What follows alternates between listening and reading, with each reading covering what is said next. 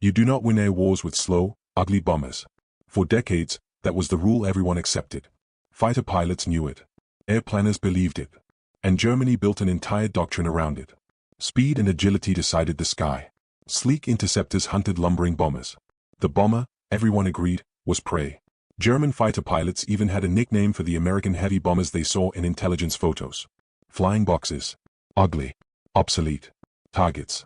The Boeing B-17 Flying Fortress looked like everything air combat theory said would fail. It was bulky. It was slow. It flew straight and level for hours. It bristled with guns, yes, but guns mounted on a bomber were supposed to be a last, desperate defense, not a winning strategy. The Luftwaffe had killed bombers before. British crews had learned that lesson in Blood over Europe. Unescorted bombers were massacred. Entire squadrons erased from the sky. So when American planners insisted they could fly deep into Germany, in daylight, without fighter escort, German commanders didn't panic. They laughed. They dismissed the B-17 as a joke. A machine built on arrogance. A perfect example of American industrial excess paired with naive thinking. And then, in 1943, over the frozen heart of occupied Europe, one burning bomber refused to die. And in that moment, Germany's best fighter pilots began to realize the rule was wrong. You are Staff Sergeant Maynard Snuffy Smith. You are 24 years old. You grew up in Michigan, the son of a railroad worker. Before the war, your life was grease under your fingernails and long shifts that blurred together. You enlisted not for glory, but because the country needed men, and you were one. By 1943, you are a ball turret gunner turned radio operator aboard a B-17G assigned to the 306 Bomb Group, flying out of England. Your aircraft carries a crew of 10. 10 men sealed inside aluminum skin thinner than a dime. 10 lives depending on formation discipline, engine reliability, and luck. The war has reached a critical point. America has entered the conflict with an untested doctrine, daylight precision bombing. The idea is brutally simple. You fly in tight formations. You overlap fields of fire. You turn dozens of bombers into a single, moving wall of .50 caliber machine guns. The enemy says it won't work. Germany's air defense network is the most sophisticated on Earth. Radar stations. Flak belts. Elite fighter wings flying Messerschmitt Bf-109s and Focke-Wulf 190s. Pilots with years of combat experience. Their plan is just as simple. Break the formation. Kill the stragglers. Watch the rest turn back. Every mission proves how fragile the balance is. A single damaged engine. One wounded gunner. One fire that won't go out. And on August 1, 1943, you climb into your aircraft knowing today's target pushes that balance to the breaking point. The mission is deep. Very deep. A ball-bearing factory in Germany. More than 400 miles from safety. You know what that means. No fighter escort for most of the route. You are flying straight into the jaws of the Luftwaffe. The engines roar to life before dawn. 4 Wright Cyclone engines. Each producing 1,200 horsepower. The vibration never stops. It rattles your teeth. It seeps into your bones. You lift off from the English runway heavy with fuel and bombs. Nearly 60,000 pounds of aircraft clawing into the sky.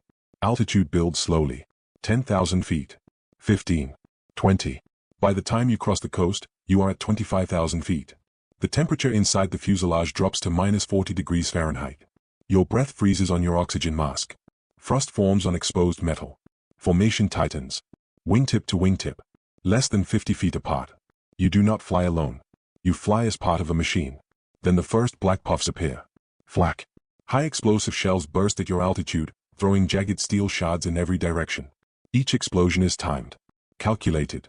Germany's gunners walk the barrage closer with every second. The bomber shudders. A chunk of metal tears through the fuselage. Another punches through a wing. The aircraft jolts like it's been hit by a hammer.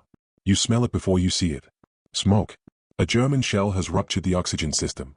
Sparks ignite the radio compartment. Flames race along insulation and wiring. Fire inside a bomber is a death sentence. You do not have firefighting gear. You have a single handheld extinguisher and your own hands. The intercom crackles with shouted warnings. The pilot struggles to keep formation. Outside, German fighters begin their attacks. They come in head-on. Closing speeds exceed 600 miles per hour. You see the crosses on their wings flash past your nose. Cannons roar. The sound is deeper than machine gun fire. Thudding. Violent. Metal screams as rounds tear through the aircraft. The fire spreads. The radio compartment becomes an oven. Flames climb the walls.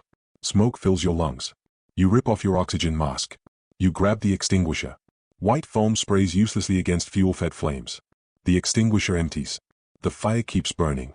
The heat scorches your face. Your gloves begin to smolder. Your flight suit starts to smoke. You should bail out. Everyone knows that. But if you bail out, the fire reaches the bombs. A single detonation kills the entire formation. You make a decision. You rip burning insulation from the walls with your bare hands. Skin peels. Flesh blisters instantly. You scoop burning debris and throw it out open hatches, fighting the slipstream. German fighters keep attacking. The aircraft loses an engine. Then another. The bomber drops out of formation. This is the moment the Luftwaffe lives for. Stragglers die. You feel the aircraft yours fighters swarm. Guns fire non-stop. The vibration is constant.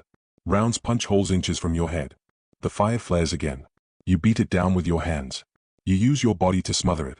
You collapse. Then you get back up. Minutes stretch into hours. The target comes and goes. Bombs drop. The aircraft limps away alone. Fuel leaks. 2 engines are dead. The pilot announces it. You will not make it back. Then something unexpected happens. German fighters peel away. They have attacked again and again. They have fired hundreds of rounds. And this bomber is still flying. Still shooting. Still refusing to fall. They disengage. You slump against the bulkhead, burned, exhausted, barely conscious. The English coast finally appears. The bomber crash lands. 10 men survive. You are pulled from the wreckage with burns covering much of your body. You should have died. Everyone knows it. Mid-roll CTA. If you find this kind of forgotten military history as fascinating as we do, we'd be honored if you'd hit that subscribe button. We believe these stories of courage and sacrifice deserve to be told. And by subscribing, you help us ensure they aren't forgotten. What Germany didn't understand, at least not yet, was that this wasn't an isolated miracle. It was a pattern. The B-17 was not winning because it was fast. It was winning because it refused to break. Tight formations multiplied defensive firepower. A single bomber carried up to 13.50 caliber machine guns. A formation of 30 created overlapping cones of death. German pilots began to notice the cost. Interceptors that once made multiple attack runs now returned riddled with holes, or didn't return at all. Elite aces started dying. The Luftwaffe adapted. Heavier cannons. Rocket attacks. Head-on assaults. Losses continued. Then long-range escorts arrived. The combination shattered German air power. Factories lay in ruins. Fuel shortages crippled training. Replacement pilots arrived with weeks, not years, of experience. By 1944, Germany no longer controlled its own skies.